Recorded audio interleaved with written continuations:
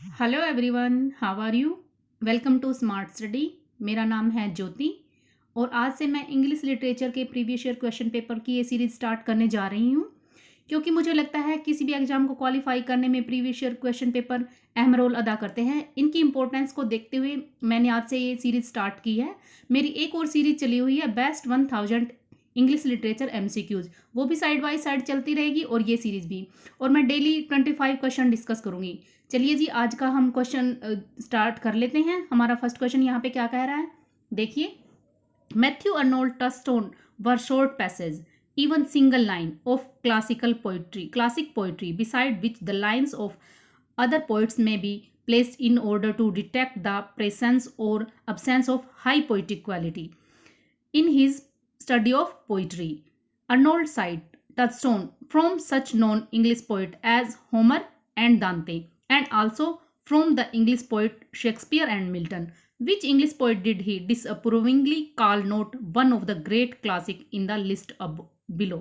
तो ये इस क्वेश्चन में क्या बता रहा है, जो मैथ्यू अर्नोल्ड है हमारे, इनका ये थियरी मैं अपनी जो बेस्ट 1000 इंग्लिश लिटरेचर एमसीक्यू चले हुए हैं वहाँ पे भी मैं ये थियरी डिस्कस कर चुकी हूँ। टचस्टोन क्या होता है, ठीक है जी। तो ये क्या कह रहा है, जो मैथ्यू अर्नोल्ड की जो टचस्टोन थियरी है उसमें इन्होंने किस जो राइटर हैं जो नीचे ऑप्शन में दिए गए हैं, किसको डिसअप्रूव कर दिया है, किसको रिजेक्ट किया है। इन्होंने दांते और होमर इनको एक्सेप्ट कर लिया है, शेक्सपियर और मिल्टन। मीन्स सबसे पहले ये बात समझने से पहले सबसे हम पहले मीन्स की टचस्टोन थियरी को समझ लेते हैं। ये होती क्या है, ये होता है क्या है जी, टचस्टोन क्या होता है, एक स्टोन होता है, ठीक है। ये ब्लैक कलर का स्टोन होता है जो गोल्ड स्मिथ सुनार के पास मिलता है, और ये किसी गोल्ड की क्वालिटी को टेस्ट करने के लिए किया जाता है, उसमें कितनी प्योरिटी है और कितना उसमें मिलावट की गई है, ठीक है जी। इसी टाइप से मैथ्यू अर्नोल्ड बताते हैं किसी भी पोइट्री को टेस्ट करने के लिए, उसको एग्जामाइन करने के लिए जो पुराने हमारे राइटर हैं उनकी पोइट्री, जो बेस्ट पोइट्री हैं, उनके साथ कंपेयर किया जाए। मीन्स ये कंपेरेटिव क्रिटिसिज्म है, किसी भी पोइट्री का कंपैरिजन करके उसकी पोइट्री को समझा जाए। और किसकी बताता है, देखिए स्टेप बाय स्टेप बताता है ये यहाँ पे कैसे। Select some best line from the well known poetry, कैसे हमें कैसे एग्जामाइन करना है, कैसे उसकी क्वालिटी को बताना है, ये पोइट्री अच्छी है या बुरी है। सबसे पहले हमें बेस्ट लाइन चूज कर लेनी है वेल नोन पोइट्री से। और वेल नोन पोइट्री किसकी बताता है, जो हमारे क्वेश्चन में बताई है इन्होंने, ये बताता है शेक्सपियर, मिल्टन, होमर और दांते, इनको बताता है जो बेस्ट पोइट्री है। इनकी बेस्ट पोइट्री से अच्छी कोई बेस्ट लाइन उठा ली जाए। Compare it with other poem, और जिस पोइम को हमने कंपेयर करना है, जिसको हमने टेस्ट करना है, उसके साथ वो लाइन टेस्ट की जाए। डिफाइन एंड इवेल्युएट, और फिर उसको समझ लिया जाए, उनके बीच में देख लिया जाए क्या डिफरेंस है, जो और पास द जजमेंट, और फिर जजमेंट दे दी जाए। ये हमारी टचस्टोन थियरी थी, ठीक है। ये कंपैरेटिव मेथड है। तो इसमें क्या क्वेश्चन में क्या पूछ रहा है जी, वो क्वेश्चन में पूछ रहा है मैथ्यू अर्नोल्ड ने किसको रिजेक्ट किया है। The option A is the right here. उसने जोफ्री चौसर को रिजेक्ट किया। उसने बोला है Geoffrey Chaucer lacks high seriousness, means उसमें सीरियसनेस की कमी है, ठीक है जी। Option A is the right. देखिए जी, हम अपना नेक्स्ट क्वेश्चन देख लेते हैं। अब हमारा सेकंड क्वेश्चन क्या कहता है, Samuel Pepys began his diary on. Samuel Pepys हैं जो एक डायरिस्ट हैं, तो इन्होंने, ये रेस्टोरेशन पीरियड से बिलोंग करते हैं। इन्होंने अपनी डायरी कब स्टार्ट की थी, चलिए इनसे पहले कि मैं क्वेश्चन के ऑप्शन डिस्कस करूँ, इसके बारे में थोड़ा बता देती हूँ। सैमुअल पेपेज डायरी डिस्कवर्ड इन, उसकी डायरी को डिस्कवर किया गया 1970s में और पब्लिश किया 1983 में। और इसका टाइम पीरियड है जी 1 जून 1660 से 1669, मीन्स 9 साल तक ये लिखी गई है। सोर्स कहाँ, सोर्स 4 मीन्स ये किसके बारे में बताती है, ये जो इनकी डायरी है ये इंपॉर्टेंट क्यों है। सैमुअल पेपे की जो डायरी है इंपॉर्टेंट क्यों है, ये इंग्लिश रेस्टोरेशन पीरियड के बारे में बताती है, उसके बारे में काफ़ी इंपॉर्टेंट फैक्ट्स हमें ला के देती है, और इवेंट्स के बारे में डिस्कस करती है। कौन से इवेंट्स हैं जी, ये देख लीजिए। चार्ल्स फर्स्ट फ्यूनरल, उसके बारे में civil war, great fire of London, great plague of London, second Dutch war, comment on Shakespeare. और शेक्सपियर के 2 प्ले पे इसने कमेंट किए हैं, 12th नाइट और मिडसमर नाइट। इसने इसको 12th नाइट को सिली प्ले बोला है और मिडसमर नाइट को भी ऐसे ही ह्यूमरस बोला है, ठीक है। ये कमेंट पूछे जाते हैं, इसलिए मैंने यहाँ पे डिस्कस किया है, ठीक है जी। ये सैमुअल पेपे के बारे में आप समझ गए, ये कब से कब डिस्कवर हुई, कब पब्लिश हुई, और ये इसका टाइम पीरियड यहाँ से आया। उसने सैमुअल पेपे ने इसको कब स्टार्ट किया। देखिए जी, क्वेश्चन पे आते हैं। तो हमारा ऑप्शन कौन सा बनेगा जी, न्यू ईयर्स डे 1616। ठीक है जी। देखिए जी, हम अपना थर्ड क्वेश्चन डिस्कस कर लेते हैं यहाँ पे। ये थर्ड क्वेश्चन है जी हमारा। On which of the following authors has Peter Ackroyd not written a biography. ये एक बायोग्राफर थे पीटर एक्रोइड, तो इन्होंने कौन से वो राइटर हैं जिसपे इन्होंने बायोग्राफी नहीं लिखी है। ये चार्ल्स डिकिंस पे भी लिखी है जी, विलियम ब्लेक पे भी लिखी है, टी.एस. इलियट पे भी। Option fourth is the right. ठीक है, जिसपे नहीं लिखी है, क्या बोला इन्होंने, नहीं लिखी है। W.B. येट्स पे नहीं लिखी है, इन पे लिखी है। ठीक है जी, हम अपना नेक्स्ट क्वेश्चन डिस्कस कर लेते हैं। हमारा फोर्थ क्वेश्चन क्या कह रहा है, which group of the following poets was called Auden group because they developed a style and view point similar to that of W.H. Auden. अब ये पूछना चाह रहा है, क्या बात बता रहा है, W.H. ओडन ग्रुप में कौन कौन से राइटर थे जी, ये बात है। तो इसमें कौन कौन से राइटर थे जी, चलिए हम इसके बारे में थोड़ा हल्का सा देख लेते हैं। द ओडन ग्रुप और ओडन जनरेशन, ओडन ग्रुप को ओडन जनरेशन भी बोला जाता है और इसको 30s पोइट भी बोला जाता है। ठीक है, और ये इसके राइटर हैं जी, Louis MacNeice, Cecil Day Lewis, Stephen Spender, Christopher Isherwood, Rex Warner, Edward Upward. ठीक है जी, ये इंपॉर्टेंट है, दीज आर इंपॉर्टेंट राइटर्स, और कई बार ये अदर नेम से भी पूछ लिया जाता है। चलिए जी अपने क्वेश्चन पे आते हैं हम। हमारा क्वेश्चन क्या बोल रहा है, तो कौन सा ऑप्शन होगा जी हमारा, option first is the right. चलिए जी हम फिफ्थ क्वेश्चन पे आते हैं। Please subscribe, share and like our channel, ताकि मैं आगे से आगे और अच्छी अच्छी वीडियो आपके लिए लेके आ सकूँ। और लाइक भी कीजिए, अपने फ्रेंड्स के साथ शेयर भी कीजिए, ताकि आपके फ्रेंड्स भी मेरी इस सीरीज़ का ज़्यादा से ज़्यादा फ़ायदा उठा सकें। ठीक है जी, हमारा फिफ्थ क्वेश्चन क्या कहता है, when one I line of poetry, sorry यहाँ पे कुछ प्रॉब्लम है, I think like of poetry runs into the next with no punctuation to slow the reading, it is a case when one line of poetry runs into, okay, आई, यहाँ पे आई नहीं होना चाहिए, ये वाला आई, ठीक है, ये वाला आई नहीं होना चाहिए। when one line of poetry runs into the next, जब एक पोइट्री की एक पोइट्री की एक लाइन होती है, runs into the next, क्या क्या कह रहा है, जब वो दूसरी लाइन के साथ रन करती है, मीन्स वो अपनी बात खत्म नहीं करती, दूसरी लाइन का सहारा उसको लेना पड़ता है अपनी बात पूरी करने के लिए, तो वो क्या कहलाता है, वो क्या होता है, ये होता है जी हमारा enjambment. The option third is the right. चलिए जो अदर ऑप्शन है इनके बारे में डिस्कस कर लेते हैं हम। एंजाममेंट को दोबारा से समझ लेते हैं। ए लाइन हैविंग नो पोज और एंड पंक्चुएशन, जब किसी लाइन में कोई पोज ना हो, ये POSC है, जब कोई लाइन में मीन्स एक लाइन दो लाइन चल रही है, ये देखिए example, I think I shall never see, ये लाइन यहाँ पे खत्म नहीं हो रही है।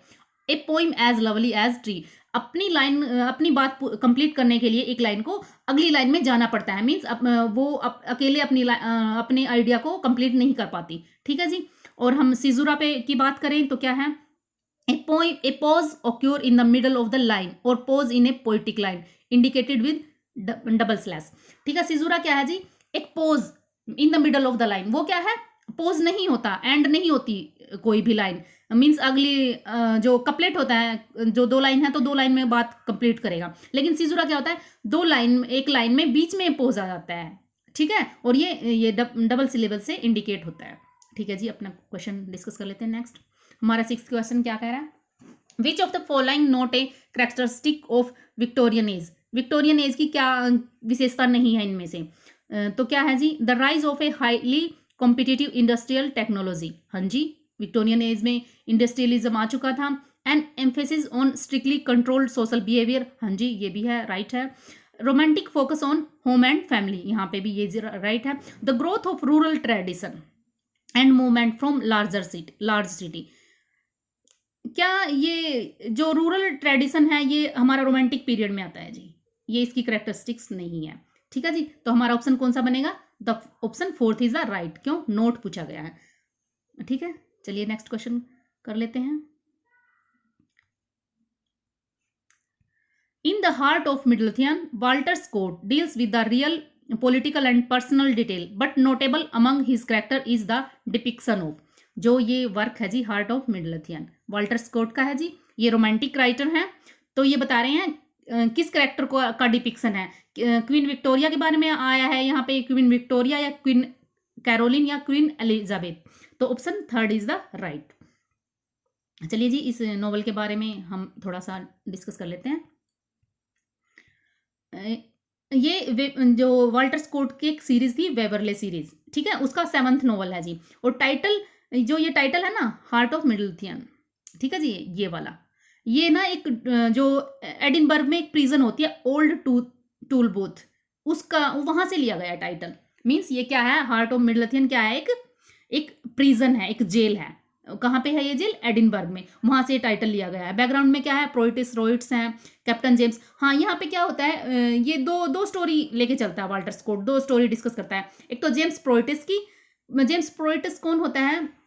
यहाँ पे क्या होता है जी, इंग्लैंड में एक बारी दो जो कल्प्रिट होते हैं उनको मार दिया जाता है, जो स्मगलर होते हैं।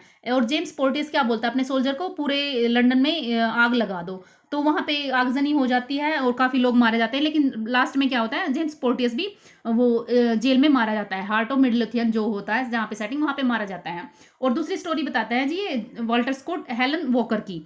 हेलन वॉकर जो रियल नेम है जी किसी का यहाँ पे, और ये रेफर्स टू जेनी डेंस, ठीक है। मीन्स ये रियल नेम है किसी का, इसको रिप्रेजेंट कर रही है जेनी डेंस। और क्या है जी इसकी स्टोरी, ये अपनी बहन पे जो इल्जाम लगाया गया इन्फेंटिसाइड का, उसकी बहन पे इल्जाम लगाया गया कि उसने इन्फेंटिसाइड किया, छोटे छोटे बच्चों, मतलब इन्फेंट को मार देना, छोटे बच्चों को मार देना। तो उसके लिए वो जस्टिस चाहती हैं और बाई फुट चलती हैं, मतलब पैदल चल के जाती हैं क्वीन के पास। इस टाइप से स्टोरी चलती है। इसकी समरी देख लेना जी, और इम्पोर्टेंट मैंने बता दिया है यहाँ पे। चलिए जी, हम नेक्स्ट क्वेश्चन देख लेते हैं।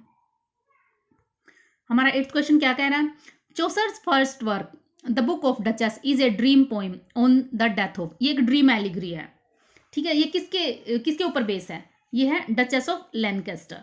और डचेस ऑफ लैनकेस्टर कौन होती है? ब्लीच। और ये कौन होती है डचेस ऑफ लैनकेस्टर? ब्लीच, ये वाइफ ऑफ जॉन ऑफ गंट, ठीक है जी। और ये बुक ऑफ डचेस, इसका जो 3 पीरियड में डिवाइड किया गया है, चौसर के जो वर्क्स को 3 पीरियड में डिवाइड किया गया है।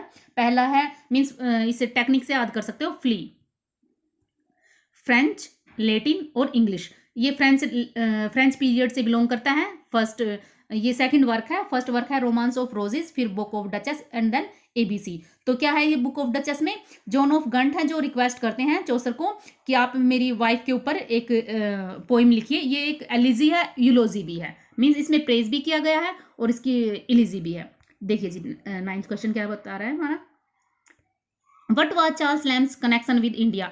चार्ल्स लैम है जी, इनका ये भी एक रोमांटिक राइटर हैं, एसेइस्ट हैं, ये एसेइस्ट हैं, ऐसे लिखते थे, ठीक है। इनका इंडिया के साथ क्या कनेक्शन था, ये एक क्लर्क होते थे जी, ये वो साउथ ही मतलब ईस्ट इंडिया कंपनी थी, उसमें एक क्लर्क थे। तो हमारा ऑप्शन क्या बनेगा, option 4th is the right. He was a clerk in South Sea House, ये एक कंपनी थी, ब्रिटिश कंपनी थी, that prepare patent and document for British trading companies in India, ठीक है जी, ये क्लर्क थे। चलिए हम चार्ल्स लैम के बारे में थोड़ा सा और देख लेते हैं। ये इसके वर्क हैं चार्ल्स लैम के, एसे ऑफ इलिया और टेल्स फ्रॉम शेक्सपियर। तो एसे ऑफ इलिया क्या है, एक कलेक्शन ऑफ एसेज हैं जो पब्लिश हुए 1823 में, और दूसरा पार्ट हुआ 1833 में, ठीक है। ये और क्या है, ये एक जो इलिया वर्ड है ना, ये इसका शूडो नेम है। मीन्स जैसे नाम अडोप्ट कर लेते हैं ना, दूसरा नाम बना लेते हैं, दूसरा नाम रख लेते हैं, तो ये एक शूडो नेम है। यहाँ पे इलिया कौन है, खुद चार्ल्स लैम है जी, इनका ये सूडो नेम भी है। और ये जो एक बार क्वेश्चन पूछा गया था, इलिया सबसे पहले चार्ल्स लैम ने कब यूज किया, ये इनका ऐसे है, साउथ सी हाउस, यहाँ पे इन्होंने पहले यूज किया था ये वर्ड इलिया, ठीक है। और टेल्स फ्रॉम शेक्सपियर के बारे में बात करते हैं, तो इसके को-ऑथर थी, मीन्स किसके साथ मिलकर लिखा है इन्होंने, मैरी लैम, जो इनकी सिस्टर थी। और इनको ये कजन ब्रिगेड से भी इसके नाम से भी बुलाते थे इनको, ठीक है। कजन ब्रिगेड कौन थी, मैरी लैम। और इलिया कौन है यहाँ पे, चार्ल्स लैम, ठीक है जी। ये इंपॉर्टेंट वर्क्स हैं इसके। चलिए हम नेक्स्ट क्वेश्चन डिस्कस कर लेते हैं।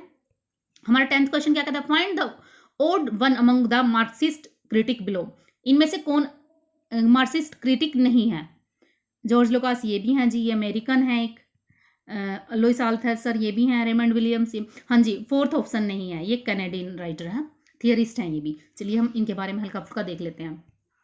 लुइस अल्थसर ये फ्रेंच मार्क्सिस्ट हैं, फिलोसफर हैं, और इनका इंपॉर्टेंट वर्क है ideology and ideological state apparatus, publish in 1970, important work है जी ये। रेमंड विलियम्स कौन थे? ये इनकी एक टर्म आती है कल्चरल मटेरियलिज्म, और इनका ये वर्क है country and city. Northrop fry कौन थे? ये कैनेडियन थियरिस्ट थे, और इनका इंपॉर्टेंट वर्क है fearful symmetry and anatomy of criticism. ये फियरफुल सिमिट्री विलियम ब्लेक है, उनकी पोइम्स का एनालिसिस किया गया है। फियरफुल सिमेट्री विलियम ब्लेक की पोइम में भी आता है ये वर्ड, जो एक वर्क है, शायद मेरे मिस हो गया माइंड से, वहाँ पे आता है ये word. Songs of experience, songs of innocence, हाँ जी, सॉन्ग्स ऑफ एक्सपीरियंस में आता है फियरफुल सिमेट्री, शायद वहाँ पे आता है जी। ठीक है, तो इन्होंने इस पर एक वर्क बना दिया और विलियम ब्लेक को डीपली एनालिसिस करने की कोशिश की है। ये भी इंपॉर्टेंट है जी, यहाँ से जो मैंने लिखे हैं ये सारे इंपॉर्टेंट हैं। चलिए हमारा 11th क्वेश्चन क्या कहता है? In the lines with gold jewels cover every parts and hide with ornament their want of art. ठीक है, तो ये लाइन क्या बता रही हैं? यहाँ पे पोप क्या कहना चाह रहा है? ये कहाँ से ली गई है? एसे ऑन क्रिटिसिज्म से ली गई है। और पोप यहाँ पे क्या रिजेक्ट करना चाहता है? पोप क्या बता रहा है? With gold jewels cover every part, means gold jewellery से, मीन्स दिखावे से सब कुछ कवर कर दो, आप ज्वेलरी से सब कुछ कवर कर दो। And hide the ornaments their want of art, means ये वर्क के बारे में बात कर रहा है। गोल्ड ज्वेलरी तो हम पहना नहीं सकते वर्क को, means hi fi language use करके आप उसके हर पार्ट को कवर कर देते हो। और जो उसकी जो वांट ऑफ आर्ट, एक आर्ट की जो हम आर्ट से हम जो निकल के आता है, जो वो देना चाहिए आर्ट को, वो चीज़ निकल के नहीं आती। तो आर्ट में आर्टिफिशियलिटी नहीं होनी चाहिए, ये दिखावा नहीं होना चाहिए, हाई फाई लैंग्वेज यूज़ नहीं करनी चाहिए, जो ये गोल्ड ज्वेल्स है ये यूज़ नहीं करने चाहिए। तो क्या, तो हमारा ऑप्शन कौन सा बनेगा जी? आर्टिफिशियलिटी। देखिए जी, हाँ जी, ये हमारा ऐसे ऑन क्रिटिसिज्म है। तो ये इंपॉर्टेंट जो कोटेशंस आती हैं हमारी, ये ऐसे ऑन क्रिटिसिज्म में ही है। To err is human to forgive divine, a little knowledge is a dangerous thing, fools rush, ये फूल है जी, ये फूल rush RUSH, rush in where angel fears to tread. ये इंपॉर्टेंट लाइन्स हैं, इनको याद कर लेना। देखिए जी, हमारा 12th क्वेश्चन क्या कह रहा है? Opposite of hyperbole. हाइपरबली का अपोजिट क्या है? हाइपरबली क्या होता है? एग्जैगरेशन, मीन्स किसी चीज़ को बढ़ा चढ़ा के दिखाना। बात छोटी सी होती है और उसको ज़्यादा बढ़ा चढ़ा के दिखाया जाता है। जैसे वहाँ पे वो बोलती है, मैकबेथ में बोलती है, all perfumes of Arabia, means ये अरेबिया की परफ्यूम्स कितनी भी लगा दो मेरे हाथों को क्लीन नहीं कर पाएगी। इस टाइप से वो लेडी मैकबेथ बोलती है, क्योंकि उन्होंने किंग का मर्डर कर दिया था। ठीक है, तो हाइपरबली है ना भाई, हाथ कैसे साफ नहीं होंगे अगर परफ्यूम्स लगा दिया जाए? क्या वहाँ से स्मेल नहीं जा सकती? इस टाइप से हम बढ़ा चढ़ा के बात की जाती है हाइपरबली में। और इसका अपोजिट क्या होगा? मियोसिस। मियोसिस इसका अपोजिट होगा जी। इसमें क्या होता है, चलिए हम डिस्कस कर लेते हैं। देखिए जी, मियोसिस क्या होता है?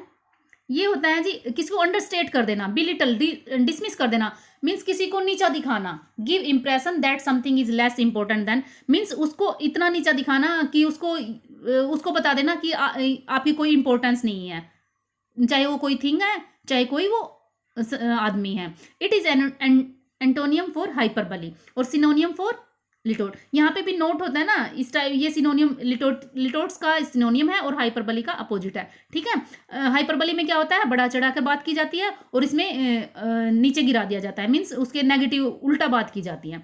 सिनकडकी, ये क्या है जी? A figure of speech. ये हमारा ऑप्शन में आता है जी, इस वजह से हम डिस्कस कर रहे हैं।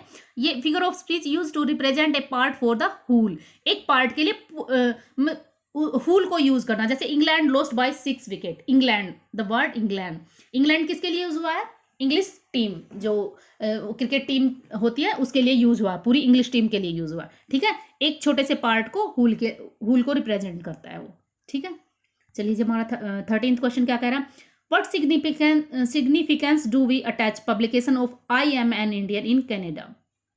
ये जो वर्क है आई एम एन इंडियन, ये एक फर्स्ट एंथोलॉजी है जी कनेडियन नेटिव्स की, जो सिविल राइट्स के दौरान सिविल राइट्स की जो मूवमेंट चली थी 1960s में, उस टाइम की एक एंथोलॉजी है। चलिए देख लेते हैं क्या है। ये है जी हमारा 3rd क्वेश्चन।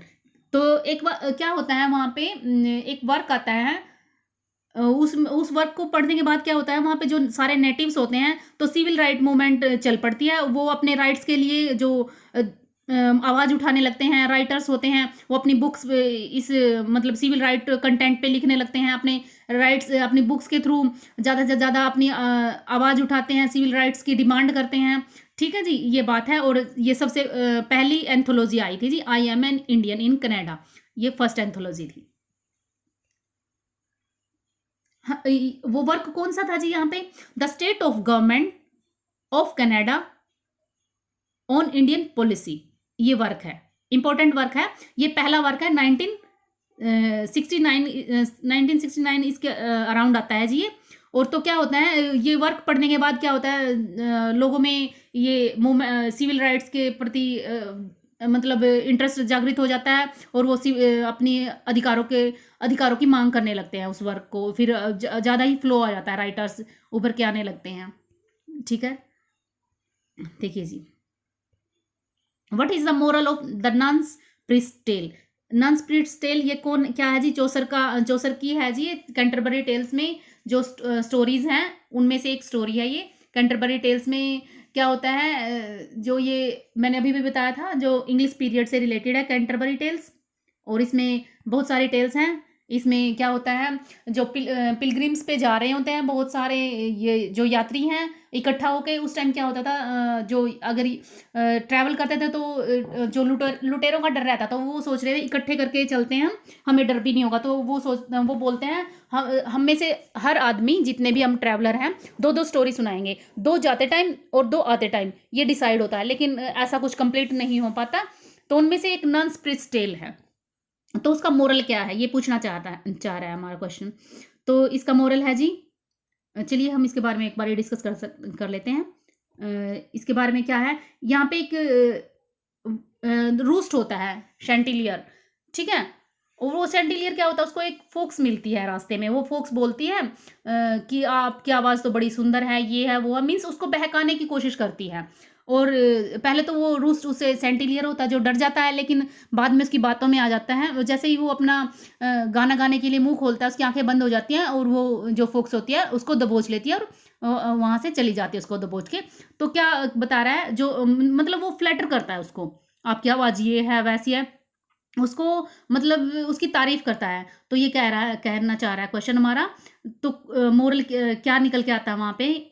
तो हमारा मोरल निकल के आता है, greet trust never trust a flatterer, कभी भी एक फ्लैटरर का विश्वास मत करो।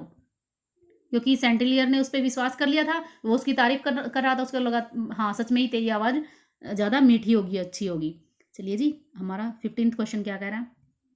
The Athar of the essay silly novels by lady novelist is, इसका अथर कौन है? Silly novels by lady novelist, ये नॉवल है जी, option first is the right option. तो जॉर्ज इलियट का ऐसे है। और जॉर्ज इलियट कौन थी?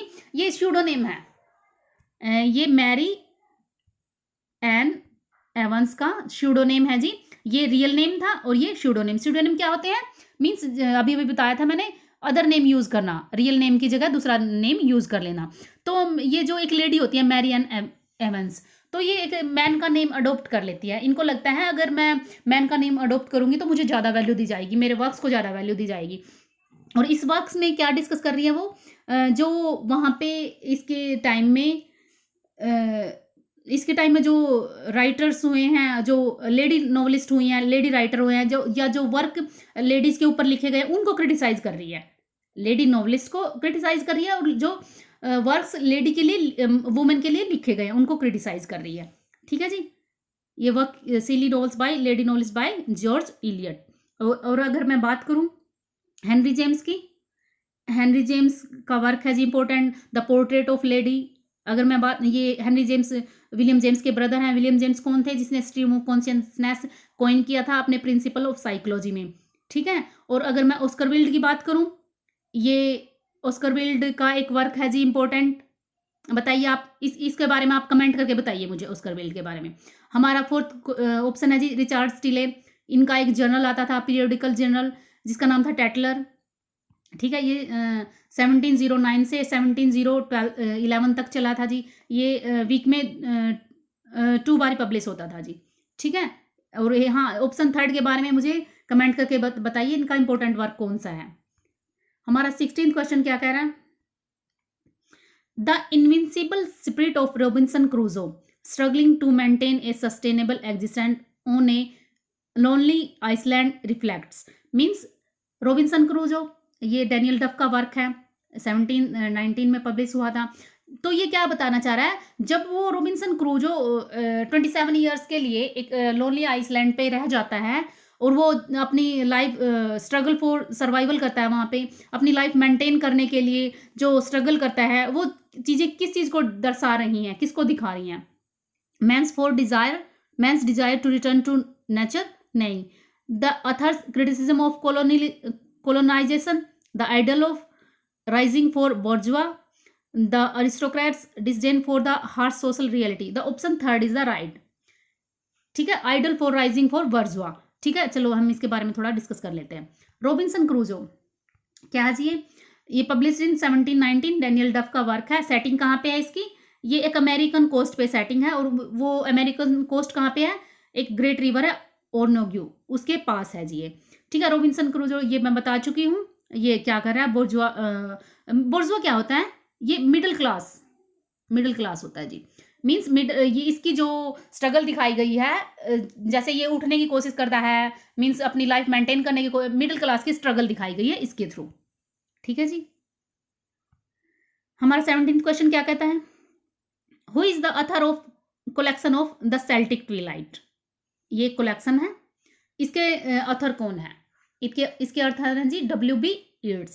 The option third is the right. और जो हमारे ये चारों ऑप्शन है ना, ये सभी एबे थिएटर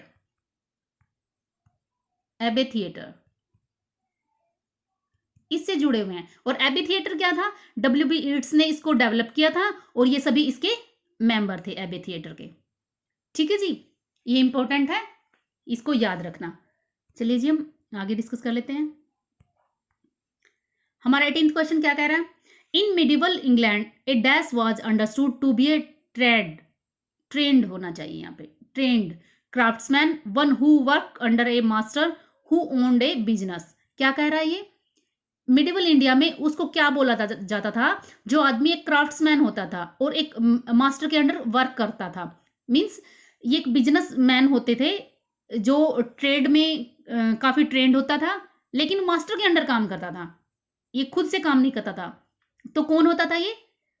पार्डनर क्या होता है? नहीं, पार्डनर नहीं था जी, समनर भी नहीं था। हाँ, journeyman. The option third is the right. ठीक है जी, हमारा ऑप्शन 18 का ऑप्शन होगा जर्नीमैन।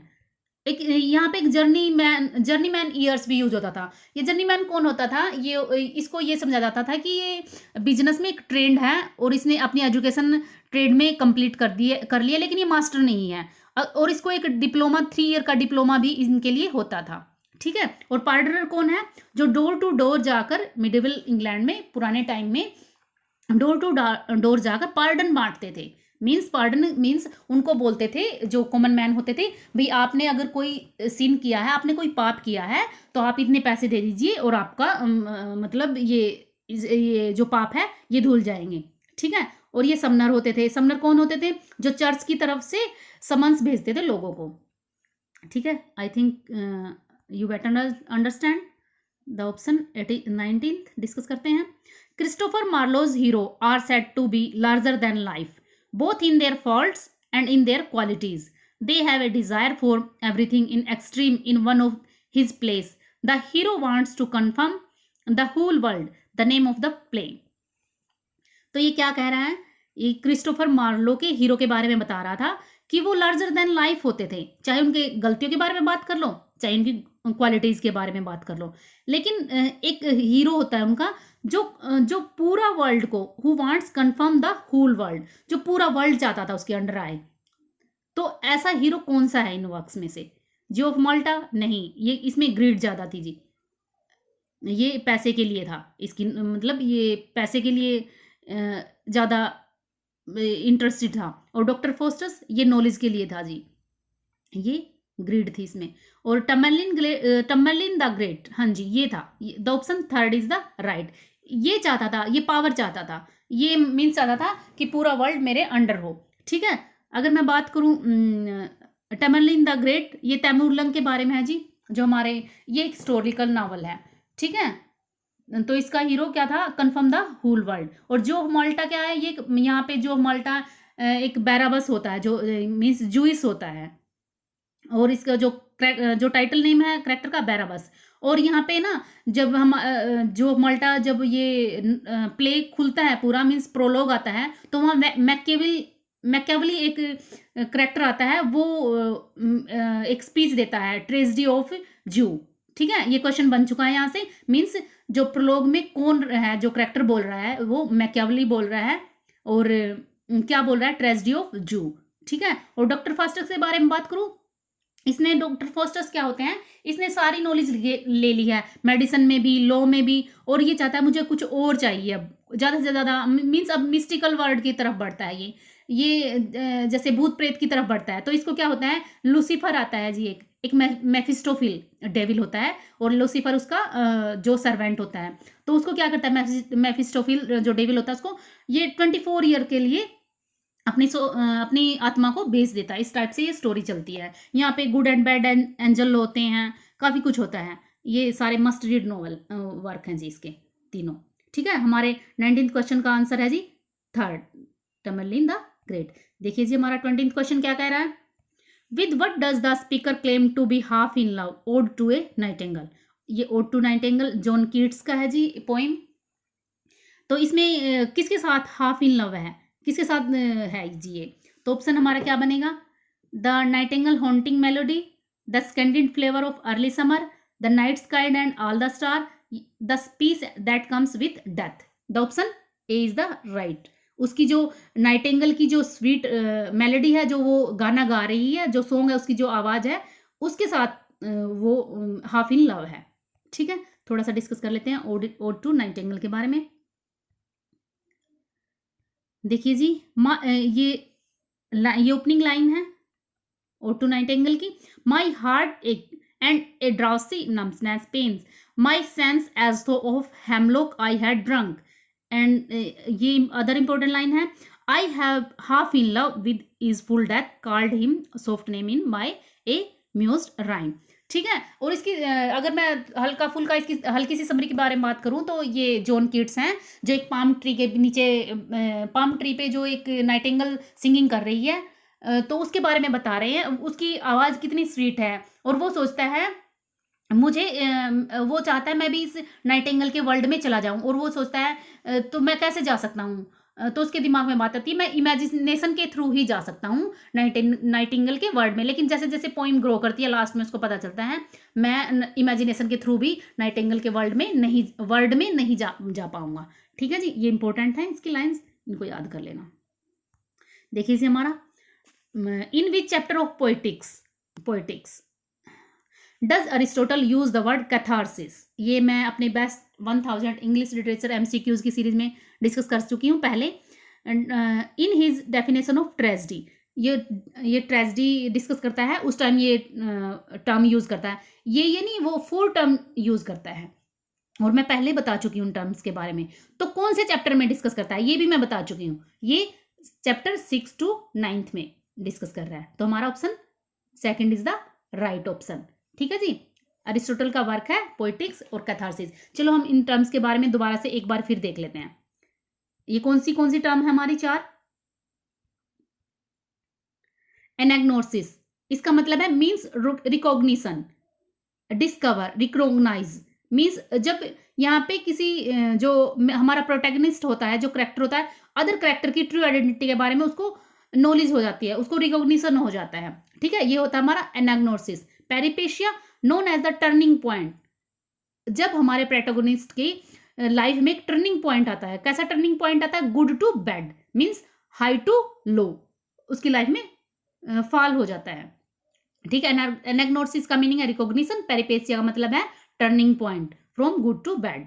ठीक है, हमार्सिया का मीनिंग है एरर इन जजमेंट, मीन्स हमारा हीरो कुछ ऐसी गलती कर देता है जो उसकी लाइफ में ट्रैगिक फ्लो लेके आते हैं, उसकी लाइफ में ट्रेजेडी का कारण बनती है। किसकी वजह से होता है, उसके खुद के एरर ऑफ जजमेंट की वजह से। ये हमारा हुआ हेमार्शिया। कैथारसिस क्या है, purification and cleansing of emotions, means emotion का प्यूरिफिकेशन। लाइक मैकबेथ में जैसे मैकबेथ को पता चल जाता है ना, पहले वो पावर के लिए पैसे के लिए अपने किंग का मर्डर कर देता है, लेकिन बाद में पता चलता है ये ऐसा कुछ नहीं है, इन सबसे ऊपर उठ जाता है, पैसा वैसा कुछ नहीं है, इसको एहसास हो जाता है। इस टाइप से किसी चीज़ का एहसास हो जाना, प्यूरिफिकेशन हो जाना, ठीक है, इमोशंस का। कैथारसिस क्या है? प्यूरिफिकेशन, ठीक है। I think you better understand the 4 terms. ये इंपॉर्टेंट है जी, रिपीट होते हैं, that is why I add the 4 terms again here. देखिए जी हमारा 22nd क्वेश्चन क्या कह रहा है, इनको मैच करना है जी। देखना, फंक्शन ऑफ क्रिटिसिज्म किसका वर्क है, इसको थोड़ा ध्यान से देखना, यहाँ पे कंफ्यूजन क्रिएट हो सकता है। देखिए जी, मैं ऐसे ही इसको ऑप्शन नहीं दिए हुए इस क्वेश्चन के, इसके क्वेश्चन के ऑप्शन नहीं है जी, मैं ऐसे ही इनको मैच कर देती हूँ। फंक्शन ऑफ क्रिटिसिज्म किसका वर्क है जी, बताइए। ये वर्क है टी.एस. इलियट का, फंक्शन ऑफ क्रिटिसिज्म। और the function of second, function of criticism at the present time, ये किसका वर्क है? ये है Matthew Arnold, option C. Function of criticism from the spectator of post structuralism, post structuralism की बात आएगी तो एक्चुअली ये हमारा टेरी एग्लिंटन हो जाएगा, option A is the. Third का ऑप्शन क्या होगा जी? थर्ड का ऑप्शन है ए, ठीक है। और हमारा ये थर्ड ऑप्शन, थर्ड क्वेश्चन क्या कह रहा है? द फंक्शन ऑफ क्रिटिसिज्म, एक मिनट, शायद कुछ गलती हो गई है। हमारा फोर्थ ऑप्शन के बारे में बात करते हैं। The function of English at present time, हमारा कौन सा बचता है? The option B. इसका ऑप्शन क्या होगा? The function of English. ध्यान से देखो, इनका कितना कंफ्यूजन हुआ पड़ा है, ये याद रखने की चीजें हैं, याद रखनी पड़ेंगी, ठीक है, इंपॉर्टेंट है। कितना function of criticism, function of criticism at the present time, फिर इसका सबटाइटल दे दिया, फिर क्रिटिसिज्म की जगह इंग्लिश कर दिया, ठीक है, इनको याद रख कर लेना। हमारा 23rd क्वेश्चन क्या कह रहा है? हमारा 23rd कह रहा है, identify the truth statement on Thomas More's Utopia. ये जी टॉमस मोर का यूटोपिया है, इसके बारे में कौन सी हमारी जो स्टेटमेंट है वो ट्रू है। पहले यूटोपिया के बारे में बात कर लेते हैं जी हम। टॉमस मोर ने यूटोपिया 2 पार्ट्स में लिखी है, और यहाँ पे क्या होता है, ये खुद भी एक एज ए करेक्टर आते हैं टॉमस मोर, ठीक है। और यहाँ पे राफेल हाइथलोडे होता है, जो एक ट्रैवलर होता है, ठीक है जी, इनकी डिस्कशन होती है। और भी अदर राइटर है, ये मस्ट रीड नॉवल है, मस्ट रीड वर्क है, नॉवल नहीं है जी, मस्ट रीड है। इसको पढ़े बगैर आप पेपर में नहीं बैठ सकते, बैठना चाहो तो बैठ जाओ, लेकिन अगर पेपर क्वालिफाई करना है तो ये चीज़ें जो मैं मस्ट रीड बता रही हूँ उनको आप पढ़ के जाना ही पड़ेगा उनको, ठीक है जी। चलिए देखिए, एक मिनट, हाँ जी, हमारा ऑप्शन कौन सा बनेगा? पहला ऑप्शन तो पहले ही कट हो गया, ये 4 पार्ट्स में है, नहीं, ये तो 2 पार्ट्स में है। हमारा सेकंड ऑप्शन इन 2 पार्ट्स, हाँ जी, इसको पढ़ लेते हैं। The first record and conversation on between Thomas More and Raphael Hythloday, second is Hythloday discussion on institution and practice of Utopia. एक मिनट,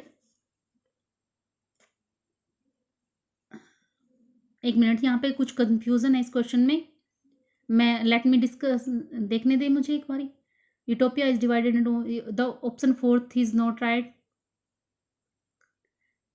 हाँ जी, चलिए जी, आइए, हमारा फर्स्ट और सेकंड कट गया है, हमारा second option is the right option, ठीक है। यूटोपिया, हमारा थर्ड क्या कर रहा है? Utopia divided into 2 parts, first is Thomas More's discussion on, क्या है जी, पहले में तो ये दोनों डिस्कस करते हैं, राफेल हाइथलोडे एंड टॉमस मोर, और सेकंड पार्ट में ओनली राफेल हाइथलोडे, ये जो यूटोपिया की जो इंस्टीट्यूशन है उनके बारे में, वहाँ पे क्या कैसे प्रैक्टिस की जाती है, कैसे रूल होता है, इस टाइप से बातें की जा रही हैं, ठीक है। जब आप यूटोपिया को पढ़ोगे ना एक बारी, तो जैसे किसी वर्क को आप पढ़ते हो ना कई वेबसाइट से पढ़ना, अच्छे से क्लियर हो जाती हैं चीज़ें। तो मैंने पढ़ा था एक बारी, तो यूटोपिया को कहीं ना कहीं इंडिया भी बताया गया है। जैसे यूटोपिया में क्या होता है, इसको ना एक राजा होता है यहाँ पे, उसने अपने इस जो कंट्री है इसको काट के अलग कर दिया गया है, एक जो आधे चांद के रूप में है, ये जो आइसलैंड है इनका, मीन्स अलग है, ये आइसलैंड बना लिया इन्होंने। और यहाँ पे इतना अच्छा है, इतनी अच्छी प्रैक्टिसेस हैं, ठीक है, इसको पढ़ना मस्ट रीड है। और इसको बोला गया एक जगह पे, शायद ये इंडिया भी हो सकता है, इंडिया से कंपैरिजन किया गया है, देखो जी, मतलब हमारे इंडिया को यूटोपिया से कंपैरिजन किया गया। इसको पढ़ना एक बारी, फिर पता चलेगा मीन्स इंडिया का कितना अच्छा मतलब कंपैरिजन हुआ है। In the rime of ancient mariner what disaster befall the ship and the crew, rime of ancient mariner, ये वर्क है एस टी कोलरिज का है जी, जो ये लिरिकल बैलेड का फर्स्ट पोइम है। लिरिकल बैलेड एक कलेक्शन ऑफ पोइम्स है जहाँ से हमारे रोमांटिक पीरियड की शुरुआत होती है। और ये एस टी कोलरिज और जो विलियम वर्ड्सवर्थ हैं, इनकी कलेक्टिव वर्क है। इसमें जो ये फर्स्ट पोइम होती है और टिंटन नेबी शायद लास्ट होती है, हाँ लास्ट ही होती है। तो फर्स्ट पोइम कौन सी है लिरिकल बैलेड में? Rime of ancient mariner. अब बात करते हैं ये इसमें क्या क्या पूछा गया है। The ship is caught in ice and break into ice. क्या शिप उसमें जो आइस में फंस चुका था और उसको उसके टुकड़े हो गए थे। एक first storm batters the ship. क्या एक स्टॉर्म आया था, काफ़ी एक तूफान आया था, उसने इसको डिस्ट्रॉय कर दिया। Slimy things with lag attack the ship and killed many of the crew. क्या किसी बड़े किसी स्लिमी थिंग्स ने इस पर अटैक किया था, या फिर the ship is becalmed and the crew dies of thirst. क्या ये जो इसके क्रू मेंबर थे, मीन्स जो इस पे वर्कर थे, वो प्यास से मर गए थे? हाँ जी, ऐसा ही होता है। The fourth option is the right option. ठीक है, चलिए हम इसके बारे में हल्का सा देख लेते हैं क्या है rime of ancient mariner. It is ये मैं बता चुकी हूँ, आप पढ़ लेना इसको। तो क्या होता है यहाँ पे एक सेल, जो ये शिप होता है ना, ये मैरिनर का एक शिप होता है, ये सेल कर रहे हैं, मीन्स समुद्र में है, अच्छा मौसम है, सुहावना मौसम है। अचानक से एक एल्बर्ट्रोस आता है, बर्ड है जी, एल्बर्ट्रोस एक बर्ड है, वो आता है और इसमें से एक सेलर होता है, वो इसको मार देता है। तो क्या होता है इसके बाद सब अचानक से तूफान आ जाता है और काला अंधेरा छा जाता है। और क्या होता है, मीन्स ये प्यास से मर जाते हैं सभी जो इस पे क्रू मेंबर्स होते हैं। और किसने मारा है? ये ग्रे बियर्ड सेलर है। ठीक है, मीन्स प्रेजेंट टाइम में जब स्टोरी बता रहा है, वो स्टार्ट होती है तो वो बूढ़ा हो चुका है। ठीक है, ये नहीं मरता। और ये कौन होता है जिसने एल्बर्ट्रोस को मारा था? इसको क्यों नहीं मरता? क्योंकि इसको इसलिए छोड़ दिया जाता है ताकि आप ये स्टोरी और सोसाइटी को भी बता सको। ठीक है, इसलिए इसको जिंदा छोड़ दिया जाता है। मोरल क्या निकल के आता है? मीन्स सभी जो गॉड ने सभी चीज़ें बनाई हैं उसे प्यार करो, हर चीज़ इम्पोर्टेंट है। ठीक है, इस टाइप से। और ये कैसे शुरुआत होती है इस पोइम की? जो ये सेलर है, जो एक शादी की सेरेमनी होती है, वहाँ पे जो कोई भी आ रहा है उसको रोक रोक के अपनी स्टोरी बता रहा है। ठीक है, देखिए जी हमारा last and 25th question, Falstaff is a character in. ये भी मैं अपनी सीरीज 1000 की जो सीरीज चली हुई है वहाँ पे डिस्कस कर चुकी हूँ और अच्छे से मैंने बताया वहाँ पे ये किस किस वर्क में। ये जो इम्पोर्टेंट करेक्टर है जी शेक्सपियर का वर्क है, करेक्टर है ये। और रिपीट होता है 3 वर्क्स में इनके। ठीक है, तो कौन सा वर्क है ये पूछा गया है यहाँ पे।